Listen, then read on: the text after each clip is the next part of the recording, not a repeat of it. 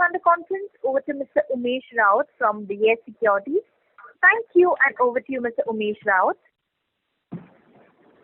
Thank you, Janice. Good afternoon, everyone.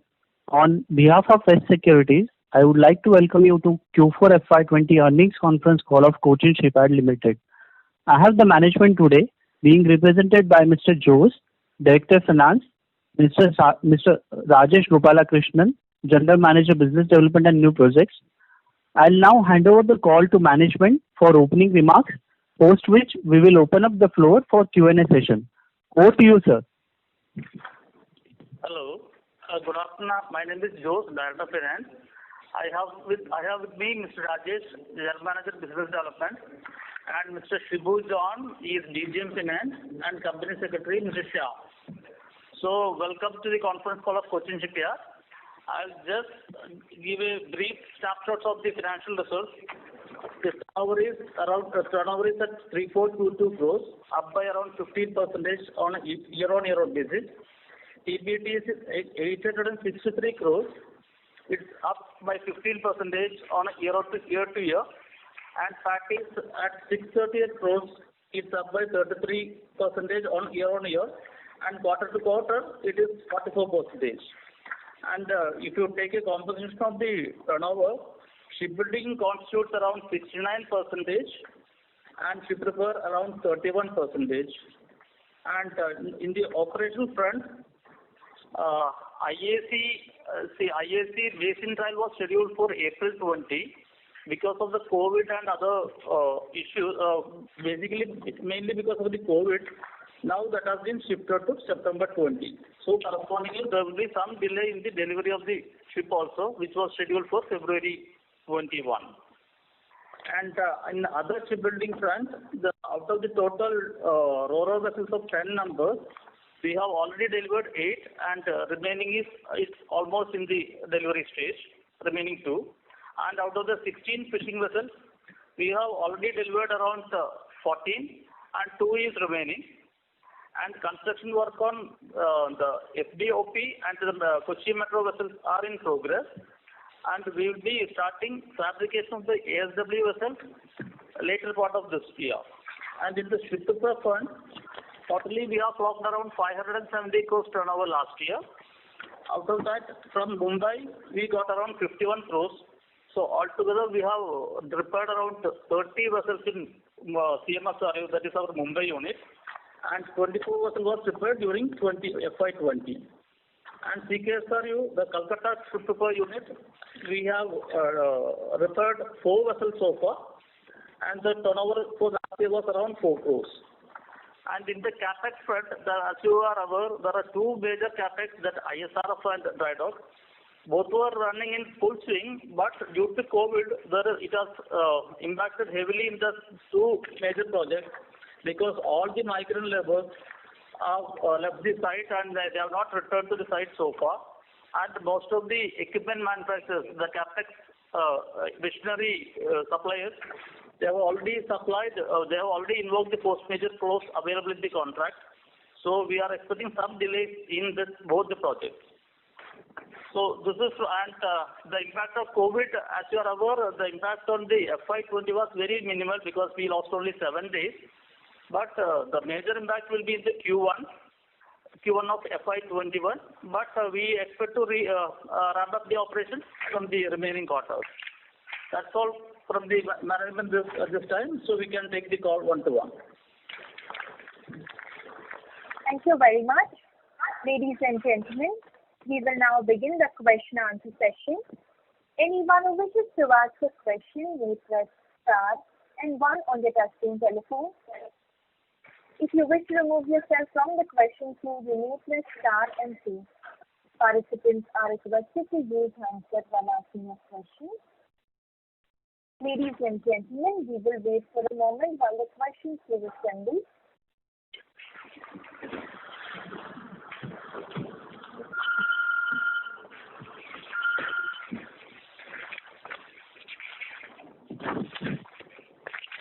We take the first question from the line of John Escuta from Phillip Capital. Please go ahead. Good afternoon, sir. and I hope everybody at Cochin Shipyard is safe and healthy. I have a couple of questions, sir. Something related to the quarter. So, in the ship repair segment, sir, despite a revenue decline, we've seen margins expand very sharply. I know Q4 last year was a lost quarter, but nonetheless, still, margins upwards of 27%. Any particular one-off that were captured in this quarter that led to such high margins? There were some vessels which we had some better margin, but as I always say, Jonas, instead of you should take year on year. If you take quarter to quarter, it is specific to the industry in which we operate. We may not get a proper picture of what is our earning guideline. But if you take on a year on year, full year basis, ship repair segment is around 25%, which is in line with our expectation. Got it. My second question was on the revenue expectations for 21. Do you have a handle now that what kind of delays are expected in the IAC, and you already know the kind of quarter that you've lost in Mumbai. Have you worked out on the tentative revenue expectations for the fiscal 21, sir? And if you can share that? Yeah, Jonas, we were guiding you around 12 to 15% growth every year. But this year, FY21, because of the COVID, because we lost almost the entire Q1, so we will not be able to show a 12 to 15% growth this year. But we are confident that we will be around the last year actual, around 3,400. That's what we are planning. If things go well. And within that, sir, ship repair will see growth, or because I remember you were expecting almost 100 plus crores out of Bombay, which looks difficult in the current scenario. Continue.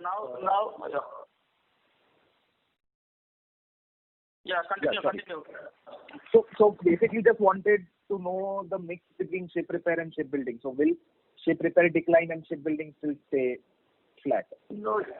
Ship repair will be around the 550 level the current financial year also. And from Mumbai, now we have revised our target downwards. It will be around 75 to 80 crores from Mumbai. Okay. So the total will be from the ship repair around 550 crores, including Mumbai. Okay. And my last question, sir, was on ASW. At the time of bidding for this project, what was the expected import content in the project?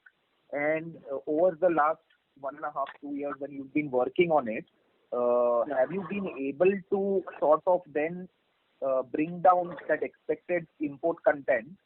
And the question is more because, currency has further depreciated. So if you remember, around a year ago, we were talking to you about 70 levels, and at that time you had mentioned that the margins itself will be single digits. Now from there, currency has further depreciated another 5-7%. How should one look at that particular project now? Jonas, I think we've discussed this earlier, and I think our responses were by and large it remains the same. If you remember, what we had conveyed earlier also was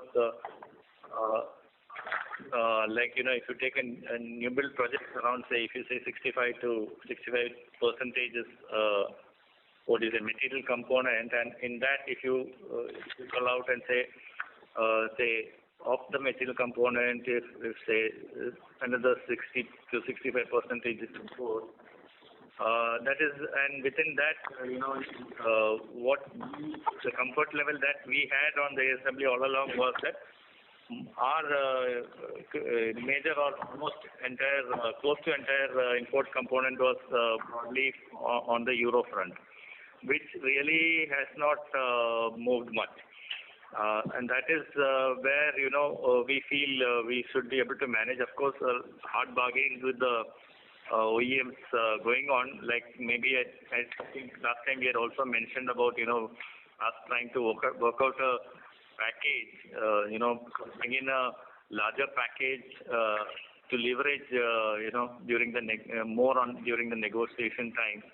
And so we are just adopting a slightly different model to to maximize that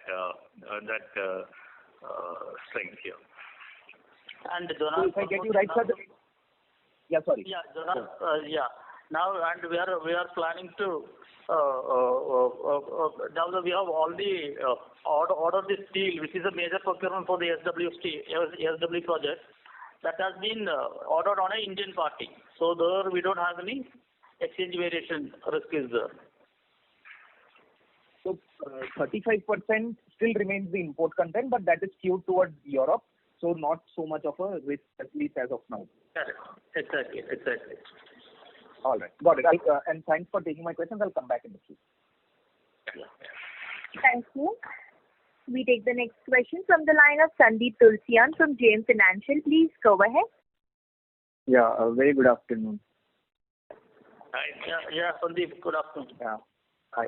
So firstly, if you could share the revenue breakup that you provide every quarter between IAC and non-IAC within shipbuilding, and also the fixed price versus cost plus within the IC. Yeah, I'll do that. So before that, Sandeep, I would like to make a correction. In the opening statement, I mentioned that shipbuilding has 69% of the total turnover, but actually it is 83% is shipbuilding and 17% is ship repair. And coming to your question, now you want year-on-year or quarter? For the During the quarter and full year, if you can share the numbers in rupees crore terms. Yeah. So the full year, the IAC is 2377. Out of that, cost plus is 1483. And fixed price is 894. So total 2377. And other shipbuilding other than IAC is 476. So total is 2854 shipbuilding. And ship repair is 570. Total is 340. And within this fixed price 894, our cost, this phase 2 is being completed, and no revenue is pending there yet. No, phase 2, the revenue around 20 crores is pending for FY21.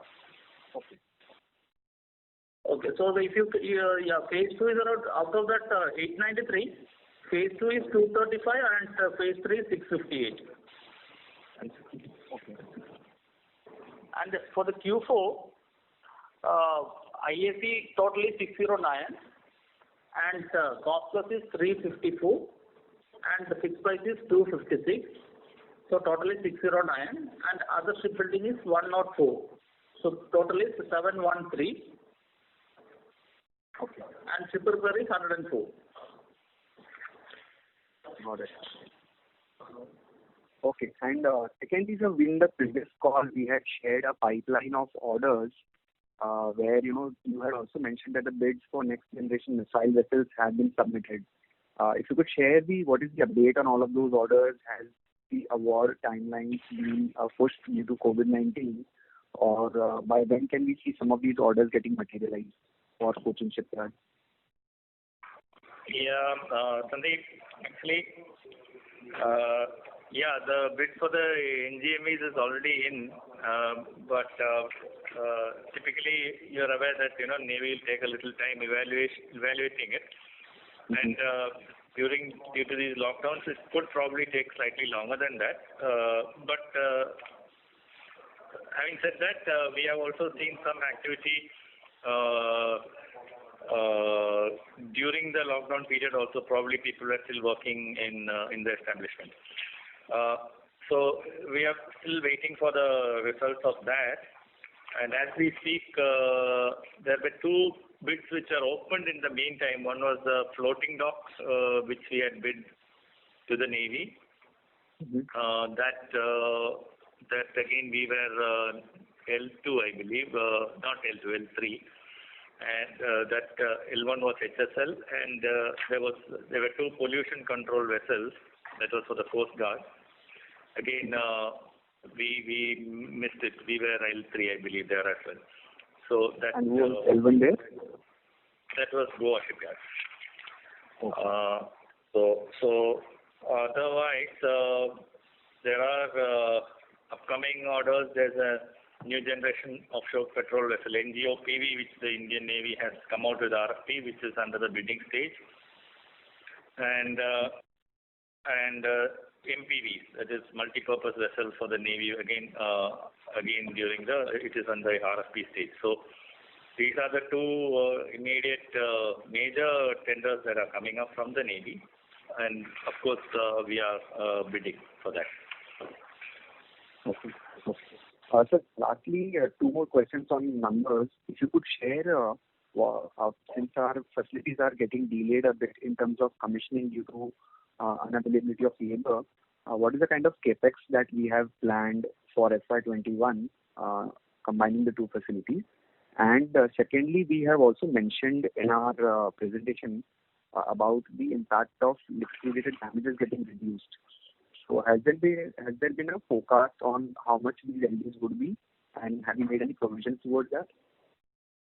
Sandeep, see the capex target we have revised downward due to COVID, because there is a lot of implication in the capex side, because all the migrant laborers have returned, and there is a delay in the item supply also. So now, as per the present calculation, the total capex will be around 290 crores in the current financial year. Out of that, ISRF will be around 120, and the remaining is dry dock. Okay. And on the LD? And in the LD, because on all our contracts, there is a force majeure clause is there, and this COVID has been declared by the Ministry of Finance as a force majeure event. So we have claimed force majeure for all the contracts. So to that extent, the lost production days on account of COVID will not impact the additional LD for the project. But whatever LD which we are envisaging based on the revised expected delivery date, it has been fully provided in the accounts. Okay. How much was that, if I can ask? It is. I don't have the details right now with me, but I'll try to give you during the course of the call. Okay. All right. That's from my side. Thank you so much for taking my question. Thank you. We take the next question from the line of Keshav Garg from GCIPL. Please go ahead. Sir, I wanted to understand that in the first quarter, sir, will we break even at the profit level? I don't have any idea now, because we have not taken an assessment of the Q1 so far. Because expenditure, because even during the COVID also, we have paid the entire salary and other overhead expenses we have already incurred, because we have paid full salary to all our employees. But still I think it will be in the break-even level. I think so, but I don't have the calculation right now. So, sir, and sir, for the full year, so like you mentioned that the sale turnover will be able to maintain, and so what about the bottom line? Bottom line will be almost, may not be at this level, because PAT will come down, because now the other income will come down, because we had other income of around 247 crores last year, mainly because of the interest and other interest income and others. That will substantially come down, because one, the cost of deposit has come down due to capex. Second thing, that interest rate in the bank also has come down very large way, because now we are getting only 5.5 and all for 1 year. So PAT will definitely come down, and the operational margin will also come down a bit. But I don't have the exact. I cannot guide you exactly what will be the percent. Sir, and once this IAC order gets over, sir, are you expecting a degrowth in our top line, or sir, you think that other orders will be able to make up for that dip? So because IAC was around 60% of our annual turnover. Yeah, definitely, because IAC will be here up to IAC turnover will be there in the top line till FY24. So before that, we need to take a big order like ASW now we have taken. Some other order we have taken because we are actively bidding for many projects. Some will click the because we cannot expect that company will not strike any orders for the next 3 years. Okay, sir. And sir, also, sir, if you see last year's annual report, sir, there is a provision for unanticipated losses and expenditure of 72 crore, and which was 58 crore year before. Sir, I am referring to note number 38 on page number 158 of the annual report. And sir, basically the breakup is doubtful debt and advances of 66 crore. So this is the major component. Sir, so doubtful debt, is it, sir, like, I think we are dealing with the government, sir, so is it like doubtful debt or advances, sir? So basically, where did we lose this money? No, it's actually not a doubtful debt because as per our accounting policy, if the debtors is outstanding for more than 1 year, we provide 5% of the total amount, and if it is more than 2 years, we provide cumulative 15%, and if it's more than 3 years, we provide 100%. So all the our major customer is Navy. Now because of the budget cut, defense budget cut and all, there is a delay in getting the money from there. It range up to 3 years. So some of the provisions which you have made regarding the anticipated loss, it is for the Navy projects, but definitely we will get the money. But as per the accounting policy, we need to provide fully. Okay, sir. And lastly, wanted to understand, sir, that sir, it was mentioned in the annual report that the annual ship repair market is 2,600 crore in India. Sir, so we are able to capture, sir, barely a fifth of it. And sir, I understand that there is no other ship repairing company other than ours. So where else is this 2,000 crore market going? See, this 2,400 or 2,500 market which is being worked out is basically the total, ship repair happening on vessels of Indian flagged vessels. Now, these vessels are vessels which are plying all over the world, and many of the commercial vessels probably get repaired in other countries as well. So the thing is, the challenge, of course, is how do we capture this market back into India? Now, from a CSL point of view, as you rightly said, CSL is probably the key ship repair player in India, and we are doing a vast majority of the ship repairs that are happening in India. But again, currently where we are actually unable to squeeze in any more. We are actually doing much more than we can actually chew even now. So that is precisely why we are going in for this capex projects. The ISRF, which is the International Ship Repair Facility, and the new dry dock. And once these two are in place, we get more infrastructure available, so we can take more ships. So that percentage will increase further, and it was again keeping in view the potential for ship repair in India that CSL has over the last 1.5 years opened up ship repair units in Bombay.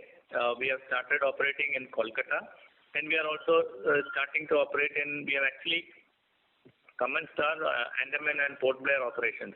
But because of COVID, we could not really, move fast on that front because the agreement was signed just prior to that. So it is because of this potential that we see and the fact that there are no other real competitors in India and in the region that we are moving forward in this direction. So hopefully, where once the extra infrastructure comes up and once the situation also normalizes, we hope we can actually, try to garner more percentage of this total available business.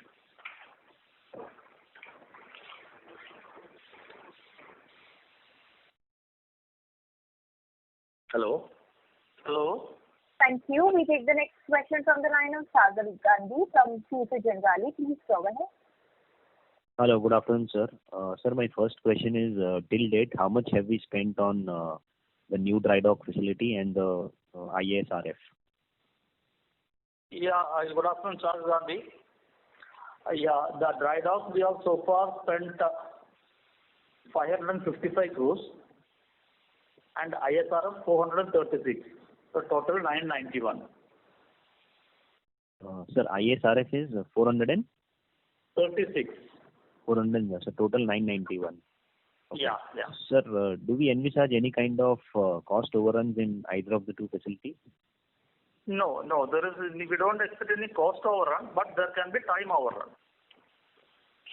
No, but sir, given that ISRF is almost 68% complete and our scheduled timeline is December 2021, I mean, to my assessment, there shouldn't be any. What gives you that? That there can be a there can be a time overrun. See, actually, what happens in such infra projects, Mr. Gandhi, is that like you said, now it is nearing the 70% mark, and that is actually once you cross the initial 25-30%, then momentum picks up, and then there is we actually gain peak. The performance peaks.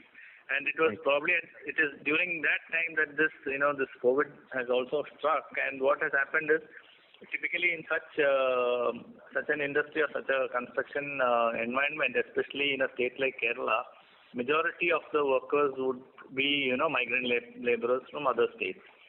And immediately after the railways started putting trains, all of them naturally they wanted to go back home and meet their families. So a lot of people have left. So now putting it back on track and again ramping up to that momentum. It is not only those 2 months that we lost in lockdown. It is cumulative effect will be little more than that. So right now as we speak, a lot of people have expressed willingness to come back. Coming back, then they are put into a 14-day quarantine. So if you see the total effect, the net effect is much more than this 2 months. So that is why our contractors or the turnkey contractors have also invoked this force majeure clause, and naturally, so that is the impact. That is why we are telling that there would be a time over. Okay. Sir, any broad number that you can tell us, this next generation missile vessels, multi-purpose vessels, and offshore patrol vessels? So all these three put together, what will be the rough size of opportunity? Just give me it will be around 1,500. It put together, this could be around. Both together could add up to around 4,500 crores. 4,500. And sir, our current assets are close to 1,500 crores. Of this 1,500 crores, how much of it will be? Sorry. I got it wrong. Put together, this could be around. It could be about 10,000. I took the wrong line. Yeah. Okay. So sir, I am again clarifying. It is next generation missile vessels, multi-purpose vessels, plus offshore patrol vessels. Oh, okay. All the three would be about 12,000, 13,000 crores. It will be around close to between 13 and 15. Between 13 and 15. Yeah. Okay.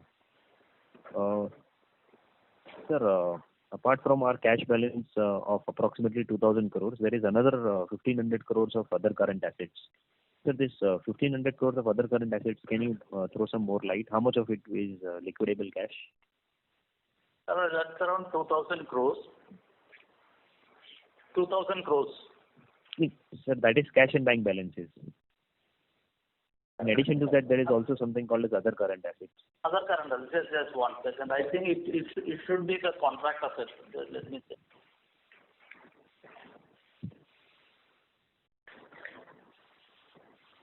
The contract assets, sorry. Just 1 second.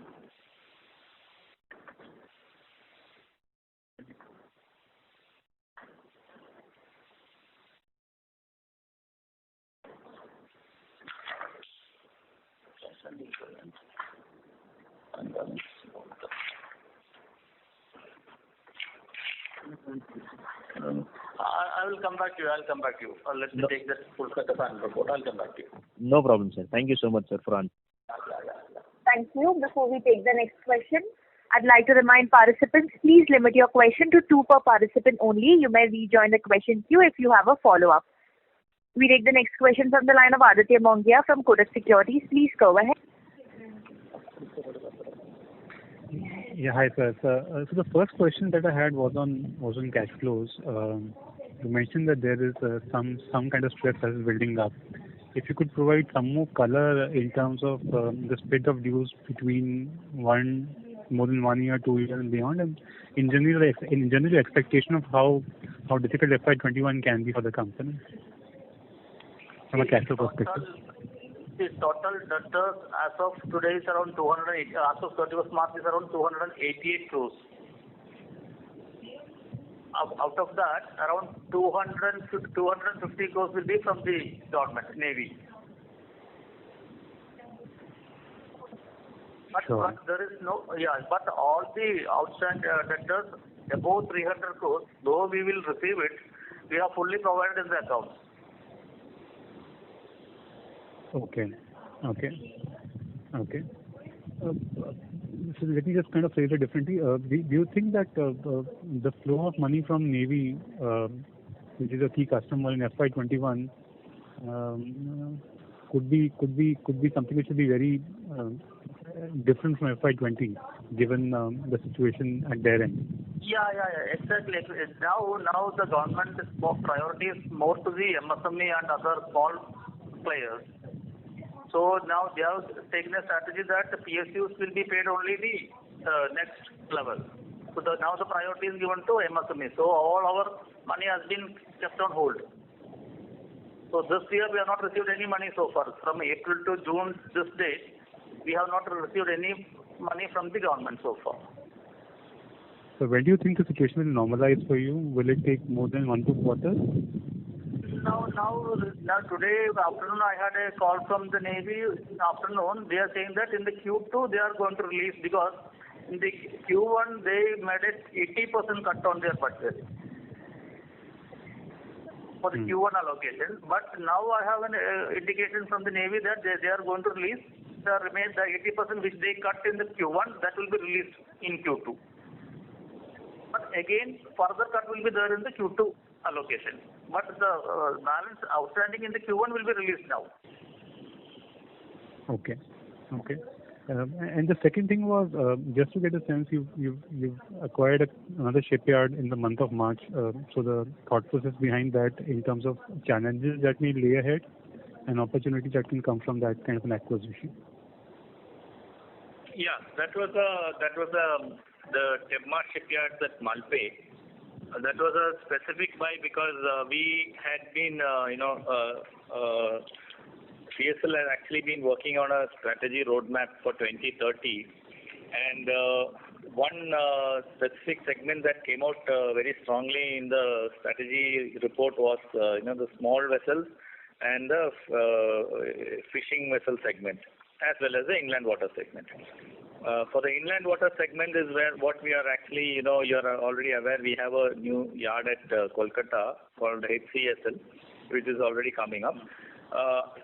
But for the fishing vessel segment, we have identified this Malpe facility.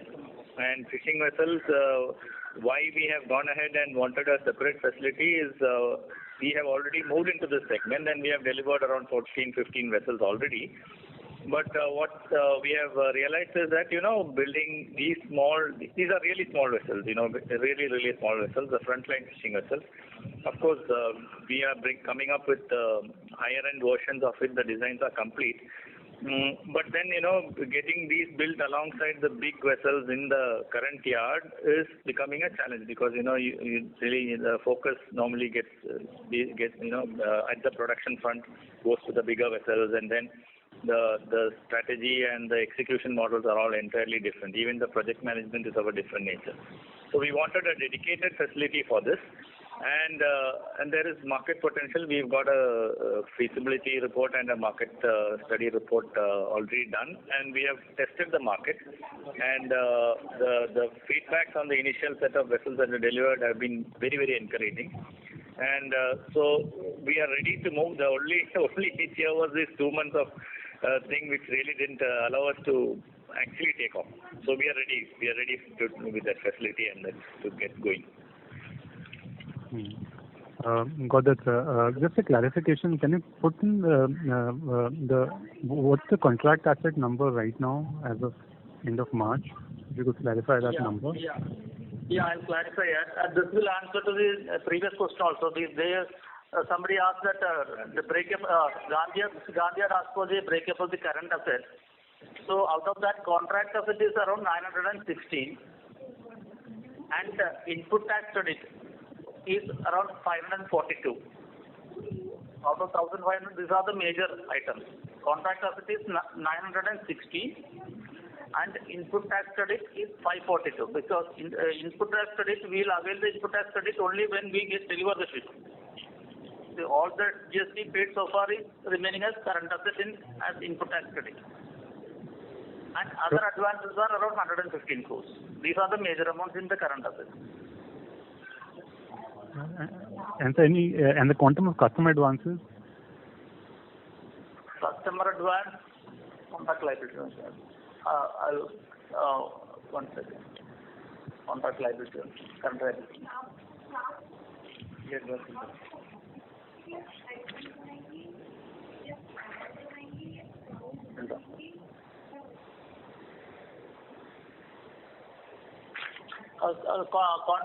Customer advance, I'll give you the details after a while. Thank you. We take the next question from the line of Nitin Shalekar from Green Capital. Please go ahead. Hi, good afternoon to the management, and congratulations on a steady set of results. Hope everyone is safe at Cochin Shipyards. My first question pertains to, does the management think that there is a steady offtake of new shipbuilding orders versus ship repair orders? And how can you sort of estimate where the traction is going to be better on? If you could just throw some light on that. Yeah, on the new shipbuilding order front, what we have seen is as there is a bit of an inertia following the recent pandemic. Because we have seen that certain clients have also indicated that they are putting the brakes on immediate capex. But having said that, there are some streaks of positivity also coming from certain quarters. So there are a few private clients on the coastal shipping line front that we are talking to, which seem to be moving forward quite positively even under the circumstances. We are also parallelly because see what has happened is places like Europe have slowly opened up, and they are also now starting to talk. So there are few bids that we have just put in over the last month into Europe, and we are pushing on that front also, and hoping some breakthrough will come on that front. But rightly, like you actually mentioned, getting the shipbuilding momentum back would be a relatively slow process currently. Ship repair ship repair doesn't have that issue. Even as we speak, over the last 1 month, we've got a lot of orders flowing in.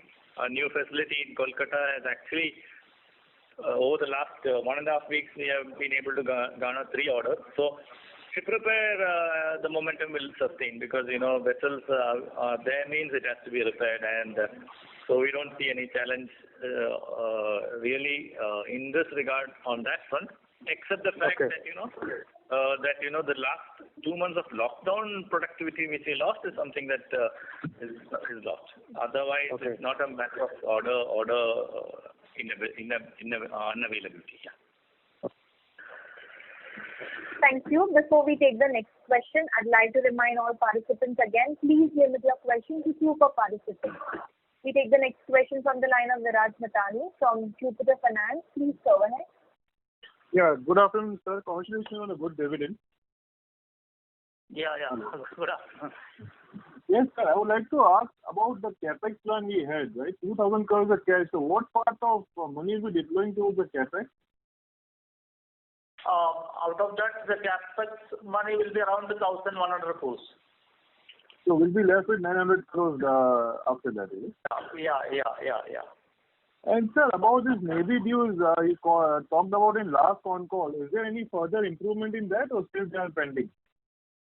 No, Q4 March we got 150 crores from Navy. But this financial year we are not received anything. Q4 they released some money.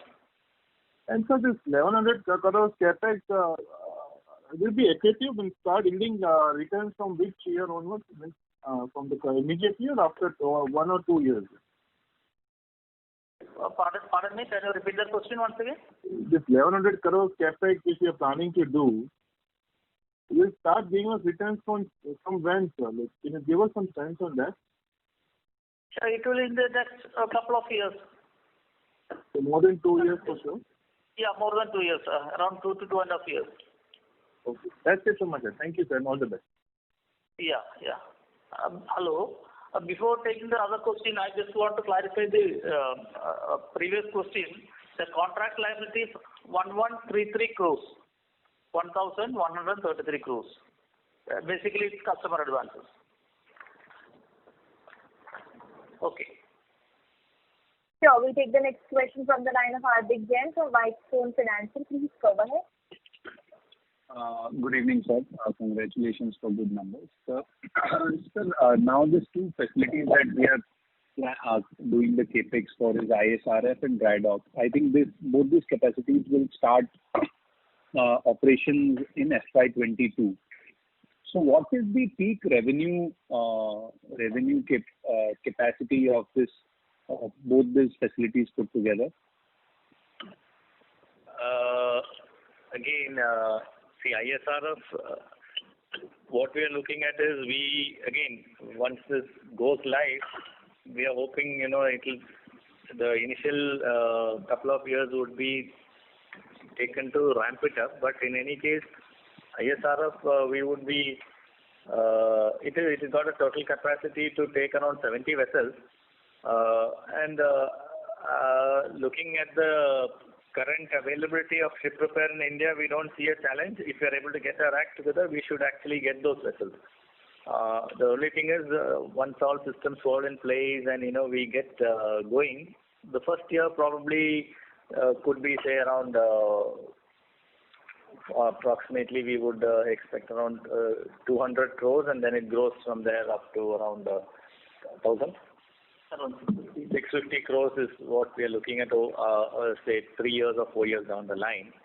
As far as the dry dock is concerned, the dry dock again, as you're aware, it is predominantly we would like to have some big vessel orders because it's a big dry dock that we're building. And that is where, we are looking on the commercial front for bigger vessels. Right now we are doing some bulk carriers, so we would want similar vessels.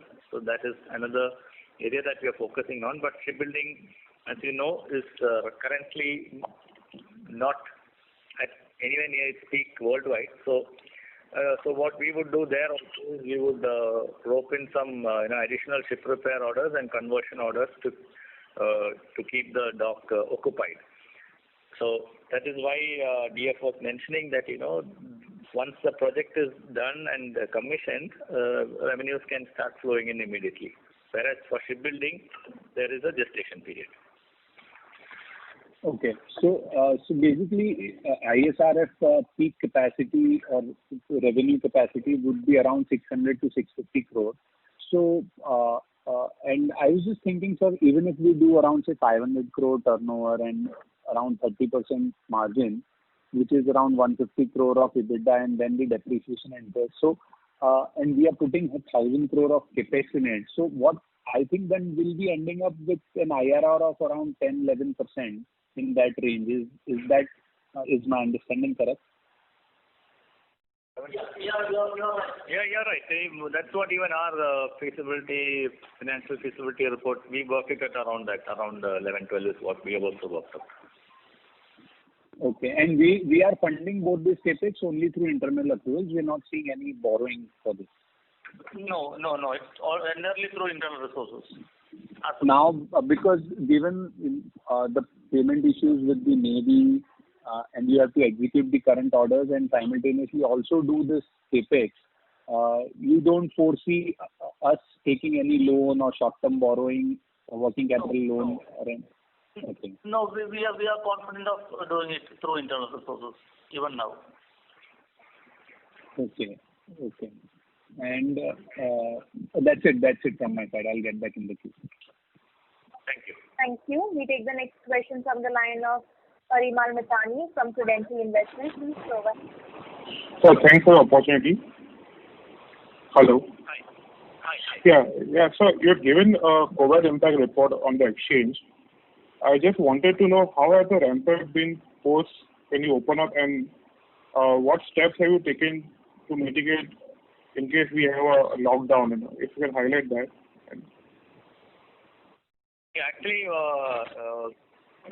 at least currently as we speak, when compared to the situation, countrywide situation, we seem to be the lucky lot because all along Kochi has been relatively a safer spot to be in, and so we actually opened up early May. So we opened up on 4th May. In fact, the senior officers started coming in the last week of April itself.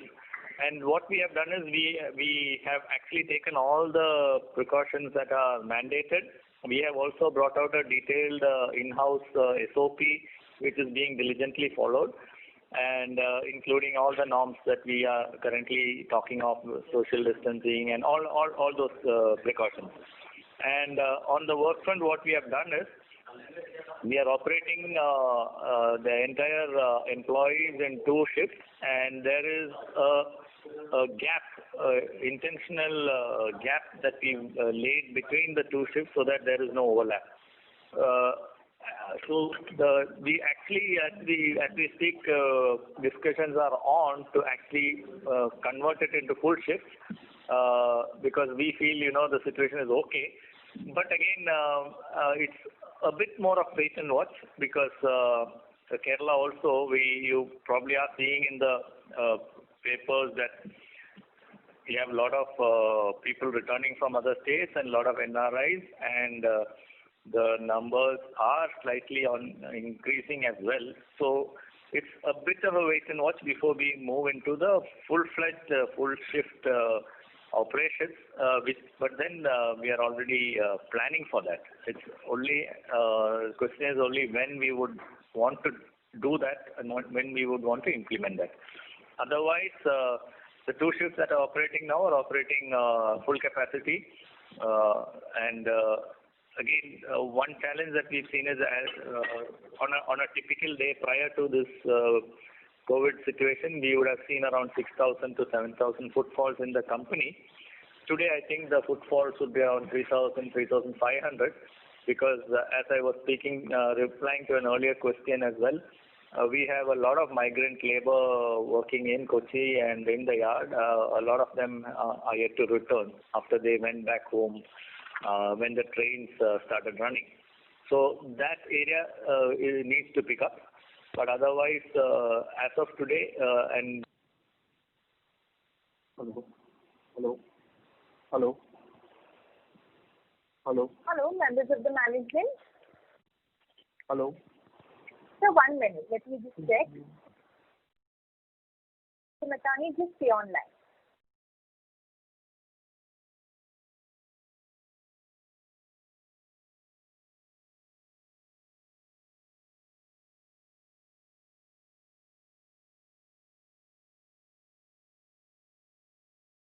Requesting participants to please stay connected. We are just trying to reconnect the management to the conference.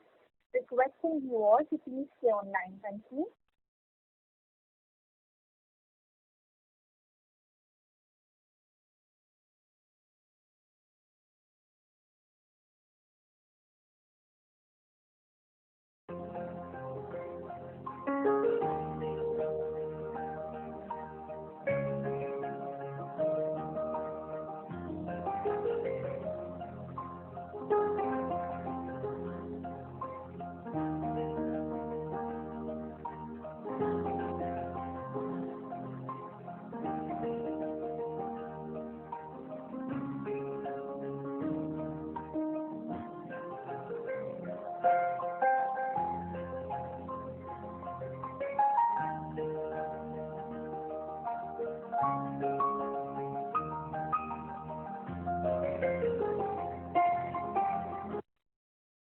Ladies and gentlemen, thank you for patiently holding the line. We have the management reconnected on the conference. So we have the question from the line of Mr. Matani. Over to you, sir. Hello. Yeah. So I was asking about the COVID impact, and you're having currently 3,500 employees. So how is it in the loss in production hours have been ramped up post opening? How much we have been able to ramp up in the last 2 months, sir? Okay, sir. Okay, can you pardon me? It was not clear. Could you please come again? So I wanted this because of the COVID impact. So how have you been post reopening? How have you been able to ramp up your production in terms of so labor wise, in terms of milestone which you may having for quarter? Can you highlight on that? Okay, yeah. So yeah, we actually went into lockdown on actually a day before the nation went on lockdown because it was a Saturday. We had decided to go switch off on Saturday, the previous Saturday. So, but then we actually started operations on May 4th. Our senior officers came in during the last week of April, and the production started on May 4th. So I was actually explaining to an earlier question as well. So what we have done is we have actually split it into 2 shifts of 5.5 hours each. So we have split it into 2 shifts, and the workforce is coming in 2 separate shifts. We've kept a deliberate interval between these 2 shifts so that there's no overlap. It is also part of the detailed SOP that has been drawn out. And to answer your question regarding the ramping up, typically pre-COVID at peak momentum, we would have around 6,000 to 7,000 footfalls in the company on any given day, which is currently standing at around 3,500. We are slowly trying to push it up to 4,000. So that needs to that needs to come back to the levels that it was prior to the COVID. But having said that, like I was again mentioning, we have a lot of other state and migrant labor workforce. They were actually in Cochin, but when the train started running, they all went back home. Probably they had to meet their families, and now people have started slowly trickling back in. And again, once they come in, you have to go through the 14-day quarantine and things like that. So it is steadily picking up. But we are only hoping that the situation doesn't get any worse and things don't go back. But otherwise, I think over the next month or so, we should be in a very good position. Thank you. Next question is from the line of Anmol Grover from Albatross Capital. Please go ahead. Hi, congrats for a good quarter, sir. Actually, I just wanted to point out that in your presentation on slide 15, it's mentioned net debt here instead of net cash. I believe you're sitting on net cash and it's mentioned net debt of 123 crores. So I just wanted you to point that out and justify that. Page 15. Net cash net debt.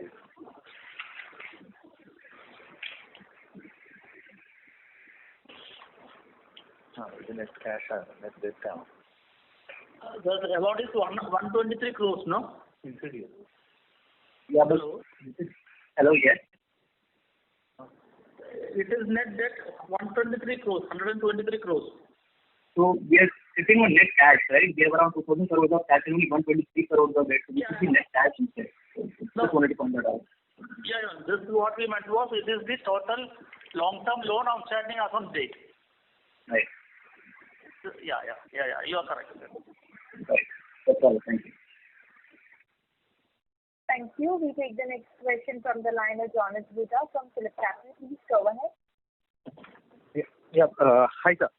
Just circling back to this bid that we put in for the next gen missile vessels. Just wanted to understand who, other than GRSC, who else would be our competitors here? And given that we've been allowed to put in a bid, that clearly is that an indication that we are technically qualified, or that technical qualification only happens after you put in a bid? Because we've never made these complex, weapon-heavy ships before. So, if you can just elaborate on, whether we've been technically qualified? Yeah, thanks, Jonas. I'll just quickly answer that. In fact, in terms of facilities and capabilities, the technical qualification is done, and that is why we are permitted to put in a bid. But again, for all RFPs that we bid against, the particular bid would be technically evaluated again. So if there is a technical issue with the bid, they would come back to us with clarifications, and provided the clarifications are satisfactory, there shouldn't be an issue. And having said that, CSL till date has not faced a technical disqualification issue in any of our bids. Again, this NGOPV, all the DPSUs as well as L&T are also bidding. So it's amongst the major yards in the country. Yeah. So it's DRSE, L&T, and you who have actually put in the bid. MDL is also there. Okay. So my second question was on when do you now expect Vikramaditya to come back for repairs? Will it be FY21, 22? Looks like earliest would be 22, because if it was 21, we would have seen commercial activity commencing now. But nothing, probably, I don't know whether it is because of the current scenario, but we have not seen any initiation from the Navy side on commercial discussions and preparation of work scope and things like that. Probably it's going on inside their system. It's yet to be indicated to us, so may not be 21 in that case. Okay. And lastly, a clarificatory question. Sir, if you can break up your current year shipbuilding revenue that you did about 2,850 odd crores between defense shipbuilding and commercial shipbuilding. Yeah. One second.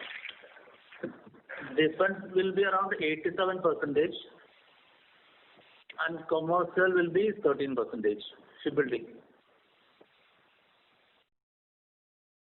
Thank you. We take the next question from the line of Parimal Natani from Prudential Investment. Please go ahead. So my second question was, I got cut down in the line. So since you mentioned that you will close to 4,000 employees on the side, is it safe to assume, sir, we could achieve a turnover of Q1 numbers like similar to last year, or so? No, Q1 there will be there is an impact due to COVID, because the production activity was very minimal during Q1. Because though we started in 6 May, it will take some time to ramp up the operations. So Q1 the top line will be not that good. That's what we expect. So do we expect a significant drop in the top line, or it will be not that significant, sir? Q1 drop will be there compared to last year Q1, but overall for the year we will ramp up. Okay, sir. Okay.